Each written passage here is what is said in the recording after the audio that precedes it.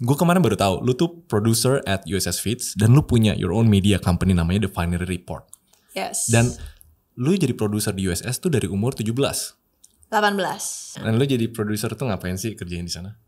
Produser sebenarnya mikirin konten sih secara simpelnya.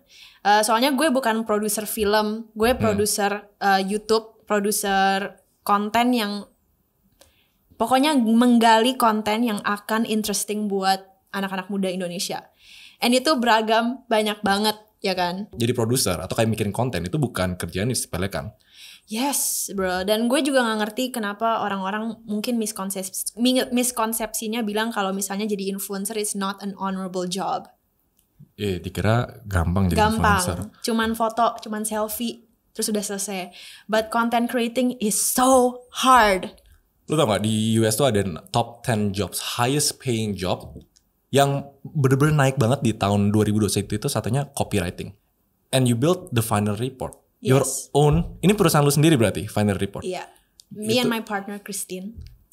Yeah. Hai Christine. Hai Christine. Final report ini lu udah PT-in dari tahun 2020. Dan lu serius yang jalan ini full time? Yes, gue udah resign dari USS, gue bukan anak USS lagi. For the final report. Ini bagi teman yang nggak tahu, at Mandy CJ. Tadi apa sih intronya? Producer at USS Feeds, tapi udah nggak. Full time jadi The Finery Report Media. Yes. Coba ceritain dong about yourself sedikit. And what are you doing right now di The Finery Report? Oke. Halo semuanya, nama gue. Aduh, ini baik banget. Ini menit keberapa baru introduction gue? Rasanya itu oke, lanjut. Hai guys, gue Mandy CJ. Jangan lupa swipe up. Gue belum actually bahas tentang ininya. Gue belum bahas tentang sponsornya.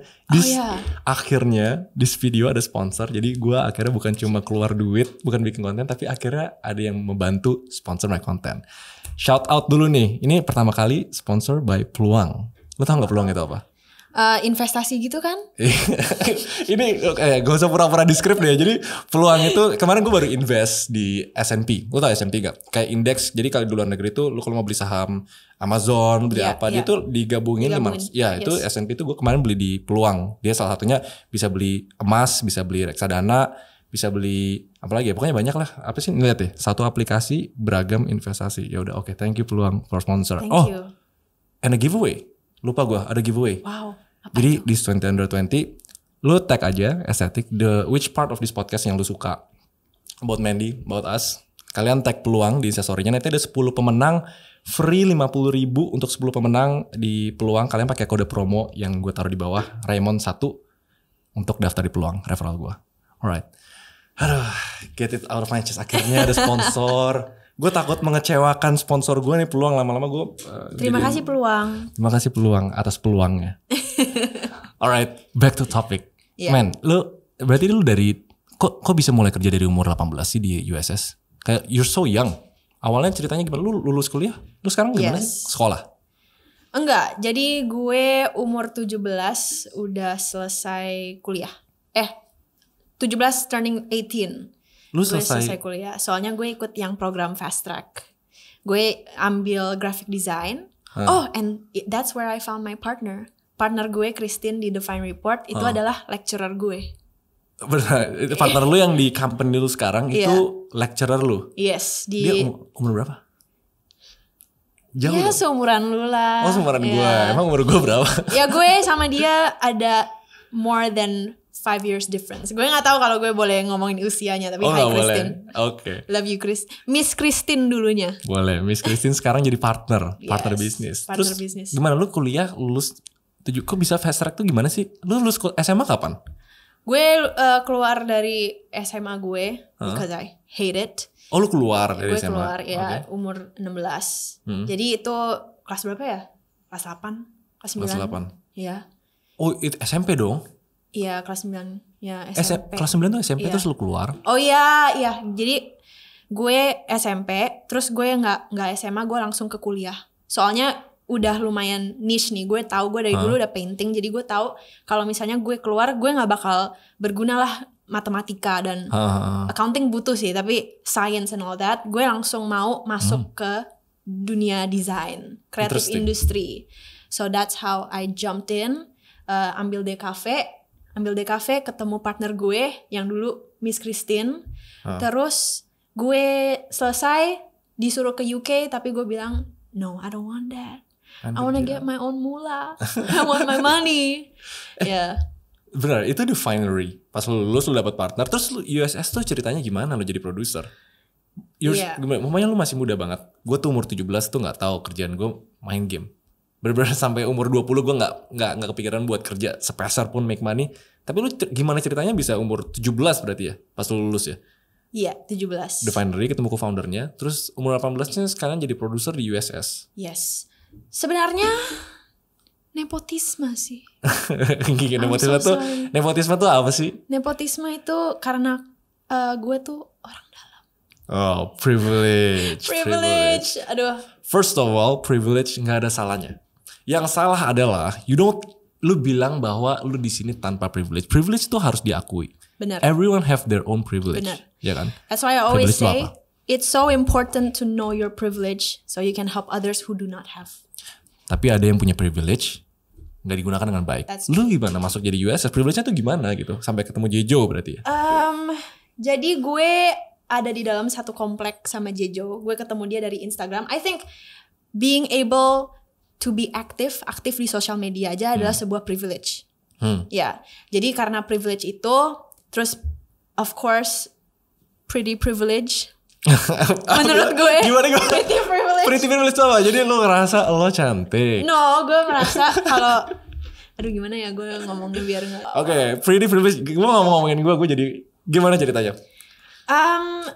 Of course kita nggak bisa get rid of the fact kalau misalnya lo tuh atraktif di mata orang, apalagi di zaman sosial media, lo dapat privilege untuk mendapatkan more awareness from people, ya kan, more engagement dari orang. Benar. And karena gue ada a social media presence, gue aktif di social media, lama-kelamaan kenal-kenalan, terus gue kenal Jejo.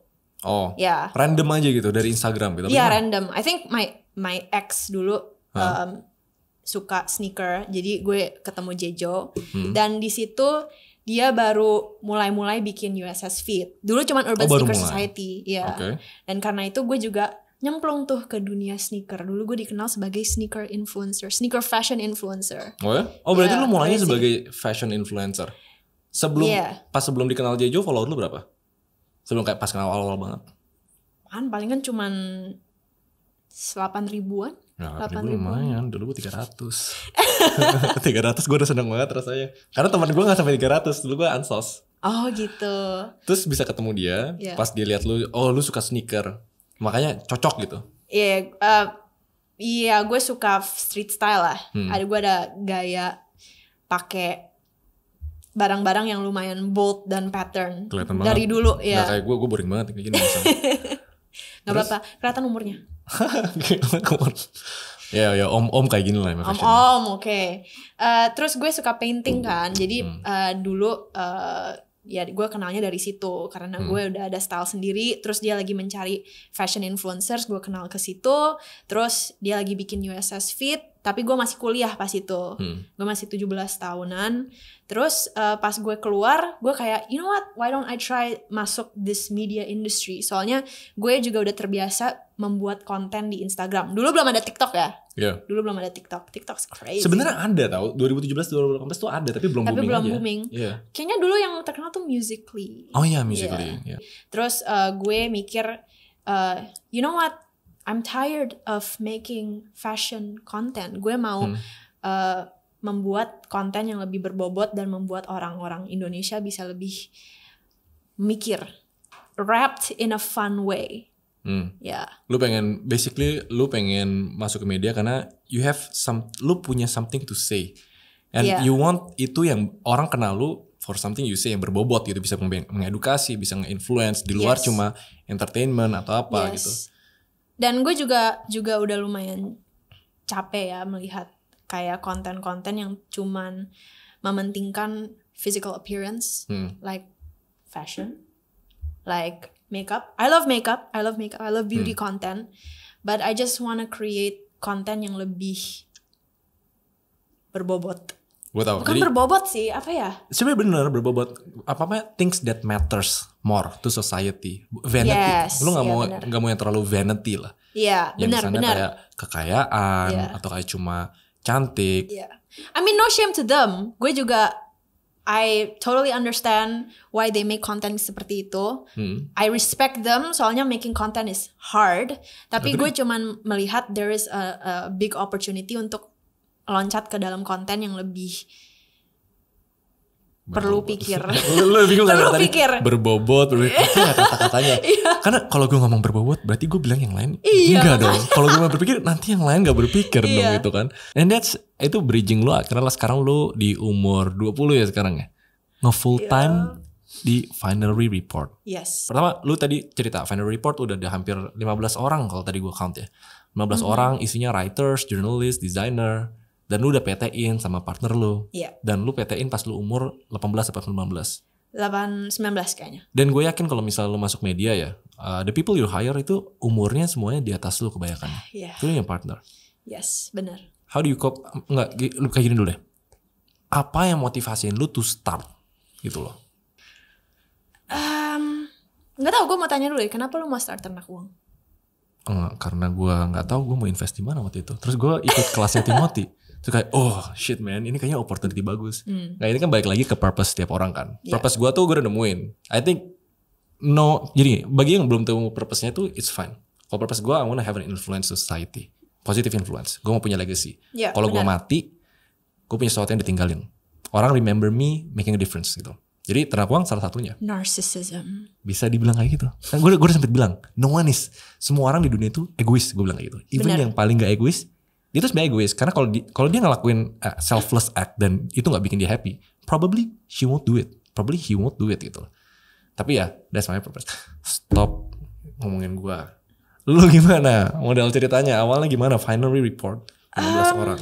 Honestly gue juga at this stage in my life, gue gak bisa bilang gue udah menemukan purpose while gue starting my own media or masuk ke dalam karir at such a young age. Gue malah jatuh ke dalam itu semua because I want to find my purpose. Jadi menurut gue it goes along the way. Dengan perjalanan, pokoknya gue tahu passion gue itu dalam creating. Mau itu painting, mau itu content, mau itu I don't know, figuring out puzzles in a business. Tapi gue suka di challenge. Dan even though gue at this stage in my life, gue gak tahu purpose gue apa pokoknya. But I know that gue juga mau membantu impact the society. Ya kan? So cliche. So cliche. Kalau gue ngeliatnya gak apa-apa lah. Masih muda. Idealis banget ya. Either idealis atau naif. Jadi ada dua kata. Sebenarnya when you're young, either you're idealist atau you're naive. Yeah, I'm so Tapi naive. pertama, who's to judge? Tiap orang punya idealis, tiap orang punya naif itu beda-beda. Gitu loh.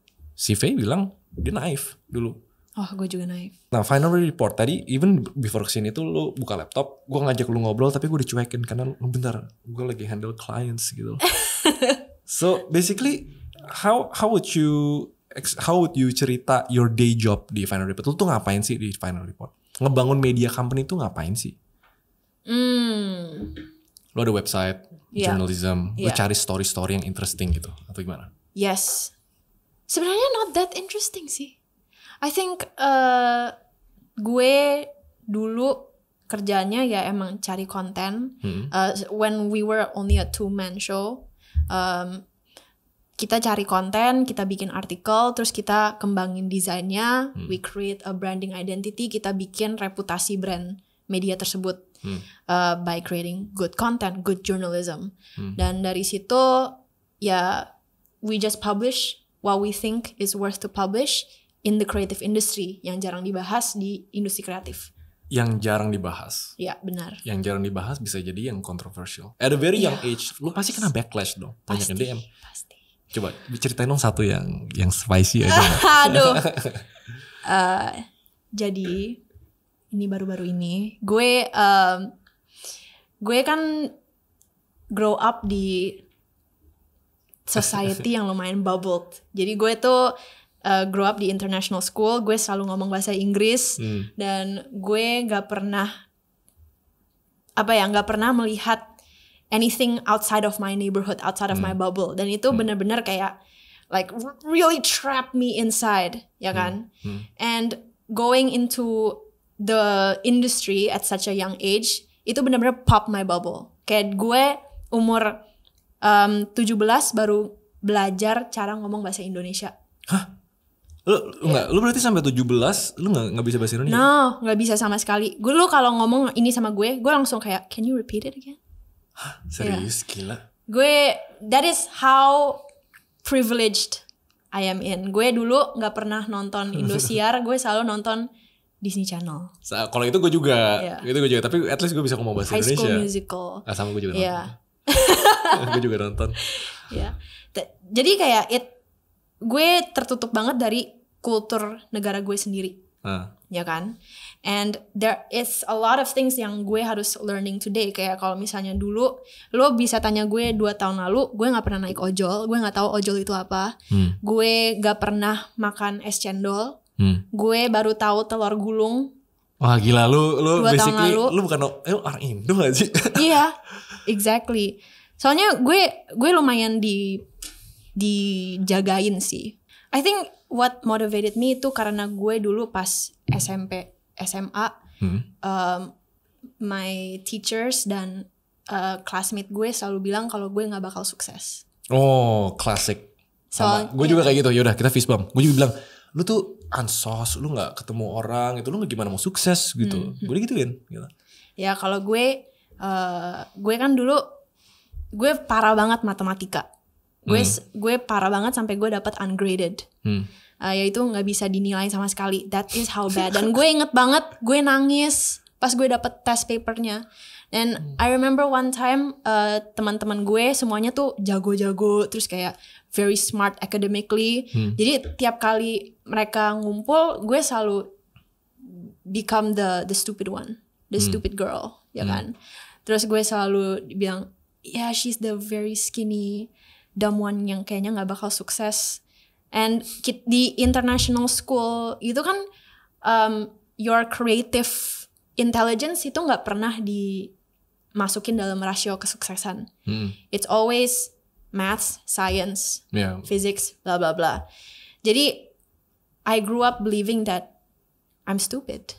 Dan mereka tuh dari my friends di high school semua dari dulu selalu bilang ambisi mereka itu masuk Harvard, masuk Brown, masuk all these Ivy Leagues. Tapi gue nggak pernah mikir gue bisa kesana, because I've always believed that I'm stupid. Ada satu quote yang dibilang kayak kalau lu ngejudge ikan by the capability to climb gitu, dia bakal forever ngerasa dia stupid gitu. Tapi kalau misalnya lu judge dia berdasarkan dia itu, nah makanya environment itu, kalau misalnya semuanya climber terus lu fish sendiri, sekarang tuh di academic system di Indonesia nggak support orang yang culture yang se-different itu. They're not meant for creatives, they're not meant for entrepreneurs gitu loh. Karena at the same time gue ngerti the government pengen appeal to the mass market, the general population. Makanya kenapa ada sekolah khusus gitu.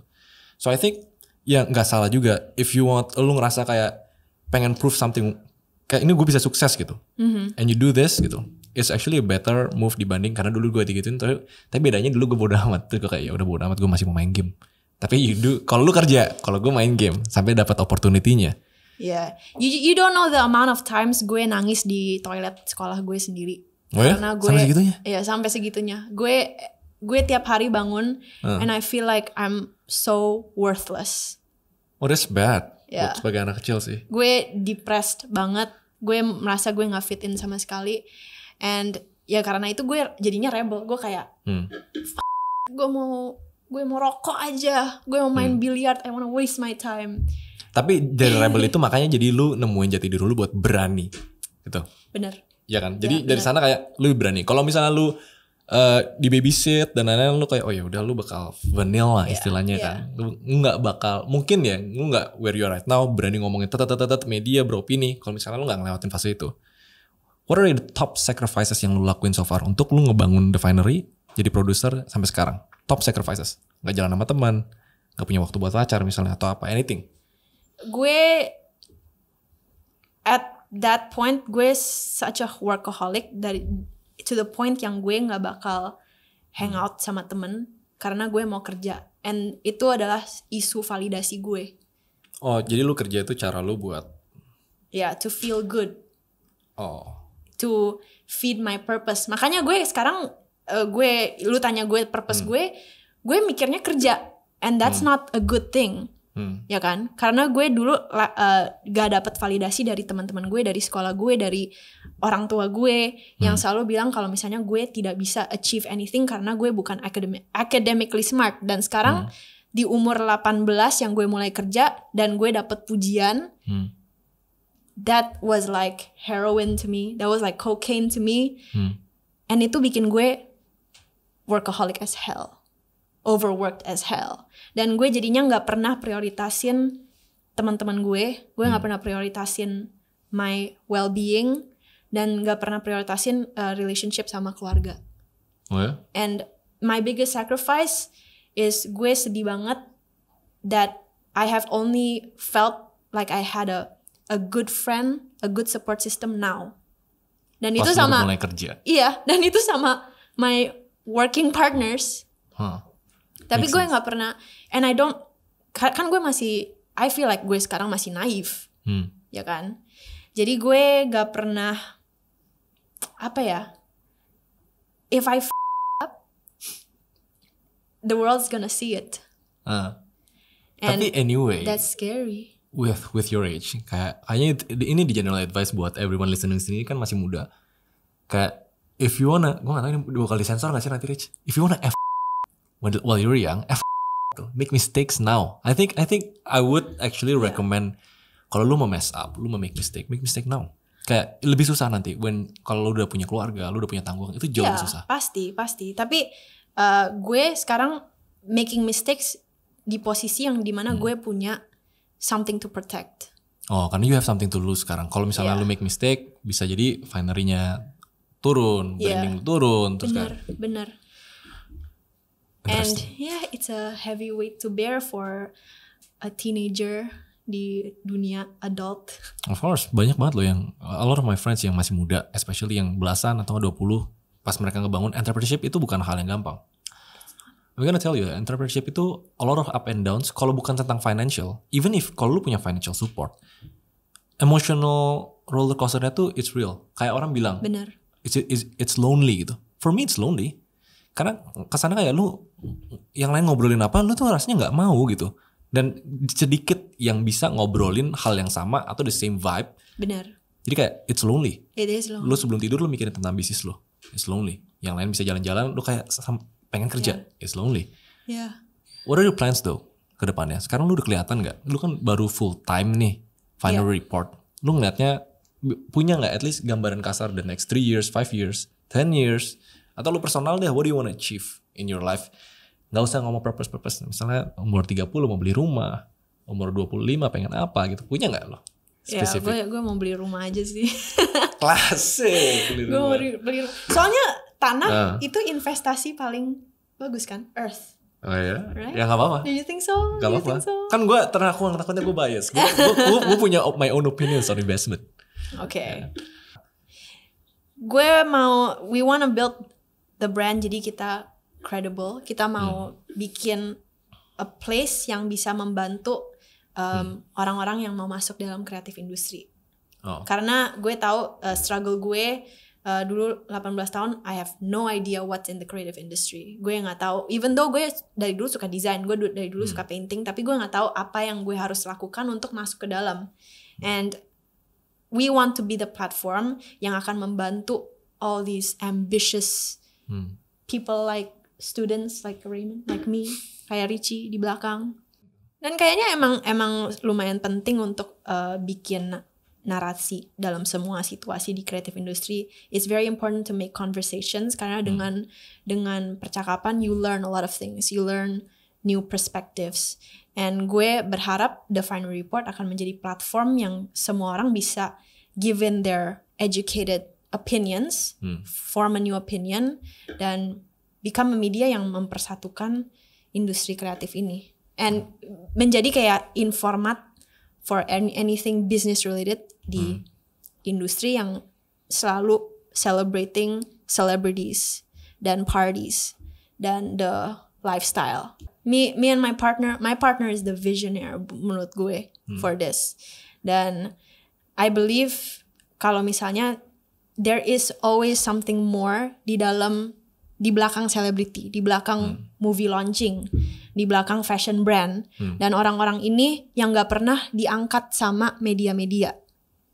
We want to be that platform. Nice. Okay, do you have any last words buat advice lah? Kalau lu harus kasih advice ke diri lu sendiri pas lu sebelum 20 dulu, apa? And to the viewers. Menurut gue, apa aja yang lo have to go through during SMA, SMP. Kalau lo dibully, kalau lo dibilang lo gak bakal bisa karena lo tolol, karena lo bego, don't believe them.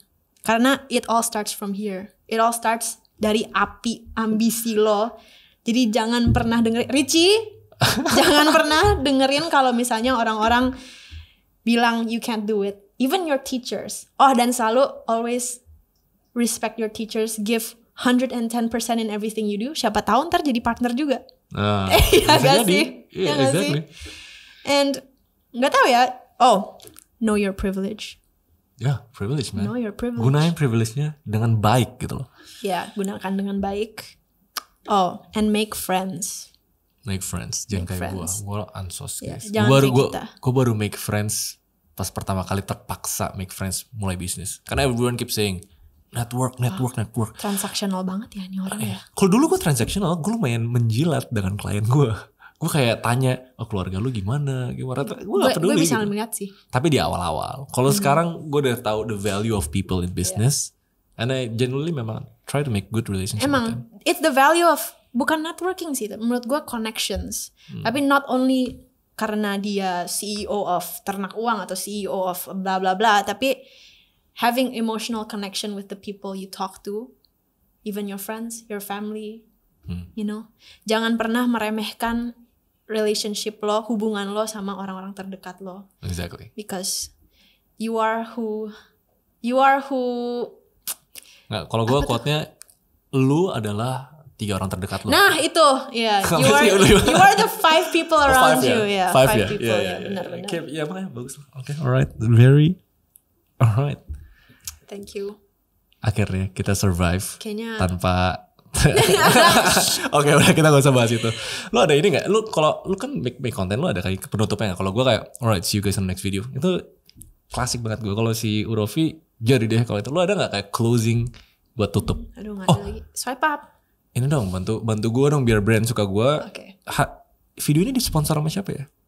Oh, sama Peluang. Satu aplikasi beragam investasi. Oh, Peluang. Oke.